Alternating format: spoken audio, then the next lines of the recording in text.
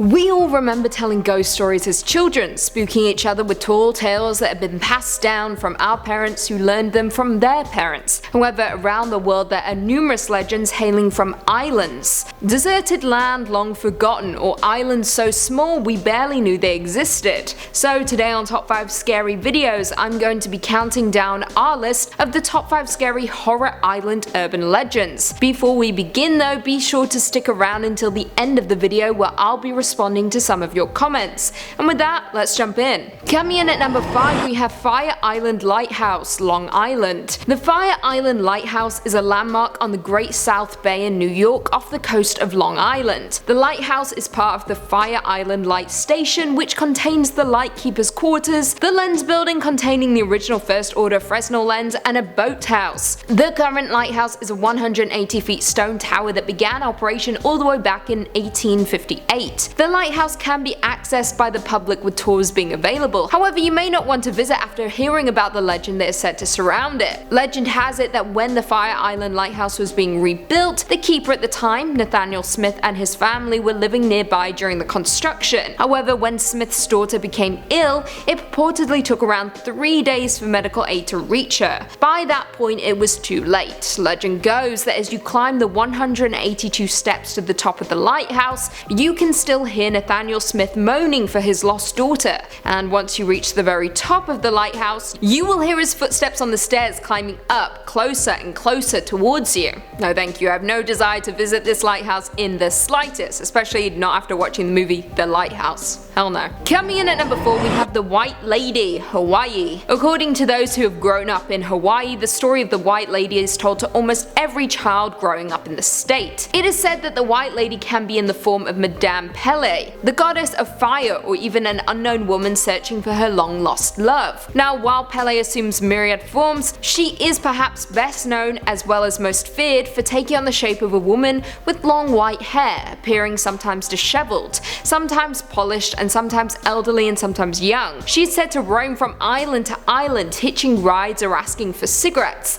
the latter of which she can light with a mere snap of her fingers. She has been spotted on Highway 30 in Ho'oponopono, wandering between the tropical plantation and the Kahili golf course entrance. It has been said that if you drive this stretch of road, you may encounter the woman in white. Some have stopped to offer her a ride, with her oftentimes accepting and riding in the backseat of the car. In one particular story, the driver asks the woman where she is going, noting her ghostly appearance. However, he chalks it up to the full moon or the shadows of the trees. He does notice though that the White Lady looks almost transparent as he views her in the rearview mirror. However, when he turns around to ask her where she would like to go, she has vanished into thin air. Others have reported seeing her dancing in red at the foot of volcanoes. It is believed that she asks for favors in order to test the kindness of strangers, and failing to do these favors for the White Lady may result in catastrophic events and even heartache. Coming in at number 3, we have Hidden Treasure, Ogami Islands. The Sakishima Islands consist of various smaller islands, including Miyakojima City, Aikima Island, Irabu Island, Kurima Island, Myaku Island, Shimoji Island, and of course Ogami Island. Ogami Island is located 15 minutes by boat to the north of Miyako Island, and when viewed from Miyako, the island is seemingly floating in a sea of blue. It is also known as the Island of the Gods and has been a spiritual place amongst the Miyako Islands. It is a tiny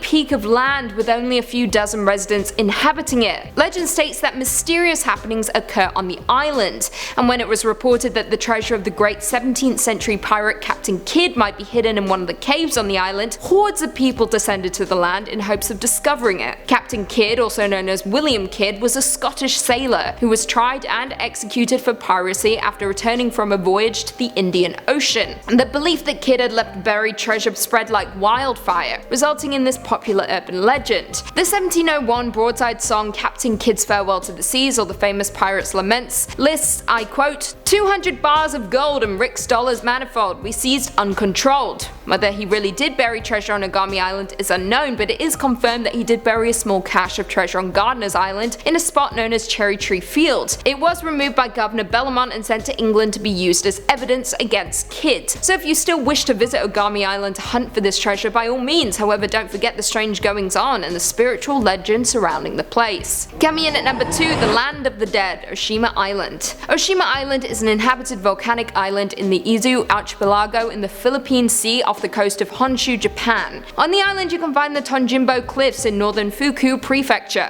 They are an ancient rock formation dating back to a volcanic eruption around 12 to 13 million years ago. The cliffs surround a small peninsula protruding out into the water and are a popular tourist attraction. However, there is a spooky legend surrounding the area, with a well-known scenic spot near Tonjimbo Cliffs supposedly transporting folks to the land of the dead. It is said that if you turn around counterclockwise while on the bridge nearing Tonjimbo Cliffs, you will fall into this ghostly world. The bodies of suicide victims who have thrown themselves from the cliffs will often wash up on the shore of Oshima Island, and this superstition may have stemmed from the belief in the wandering ghosts of these victims. It is said that the world of the dead is the reverse of our world, so turning counterclockwise in a place so close to death could spell the end for all of us. And finally, coming in at number 1, we have the flaming ghost ship of Prince Edward Island. Prince Edward Island, also referred to as PEI, is a province in Canada and one of the 3 maritime provinces. Not only is it the smallest province in Canada, but it is also the most densely populated. Now, it is said that the residents of PEI are no strangers to ghost stories and legends, with the island being home to some of the scariest tales of unpredictable waters, ghostly ships,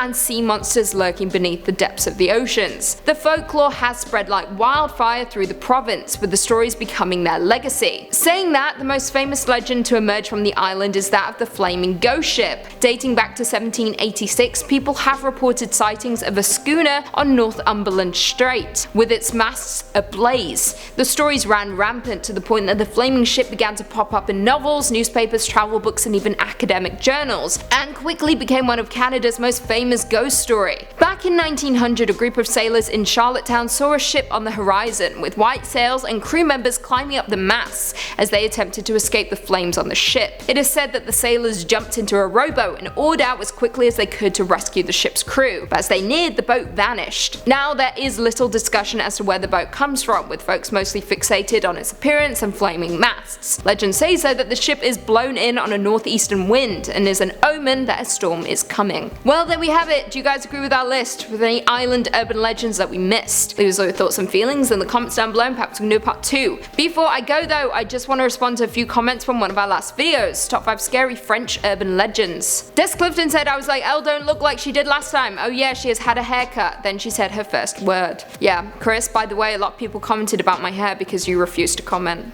They came for you. Thanks, Des Clifton. I'm glad you appreciate my haircut. Chris didn't. Tip. Yeah, all the comments were Lucy, nice hair, we like your haircut, you look great. Oh, he said something now, a little late. Tiffany Benefield said, I watched Phantom of the Opera on Broadway in NYC, it was phenomenal. I also have. I haven't seen it in NYC, but I saw it in London on the West End, and I recently saw it in Toronto in December.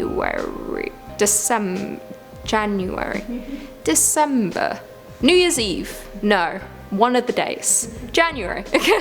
January 17th, the day before my birthday. That was it. Nell Snaggle said, that tiny 0.01 second of a giggle is flower adorable. I don't know who kept my giggle in there. It shouldn't have happened. I don't giggle, and if I do, it should be cut. Red Comrade of Steel 1974 said, Lucy McPhee looked more like French than Canadian, maybe in a parallel universe. Well, joke's on you, I'm English, but I'm also Canadian. So it makes sense that I kind of look French, because I'm British. We're close, you know? Tim said Lucy is a werewolf and a vampire. When she's not present, everybody knows what is up. She's out there chewing. You know what? I am out there chewing a lot. Chewing on food, because I love food. I eat all the time. As you can probably tell, because you all told me I gained weight, so. Although you stopped talking about it. I shouldn't have brought it up, because you're all going to talk about it again. But yeah, true, can confirm. William Sullivan said, wow, this is my first time seeing Lucy's hair relaxed. Nice look. Thanks. Yeah, usually it's tied up tight in a high pony. But for now, while it's short and I like it, I'm going to wear it down. But the ponytail will come back. And on that note, if you haven't already, be sure to give this video a big thumbs up, subscribe, and turn on notifications so you never miss another scary vid. And until next time, see you later.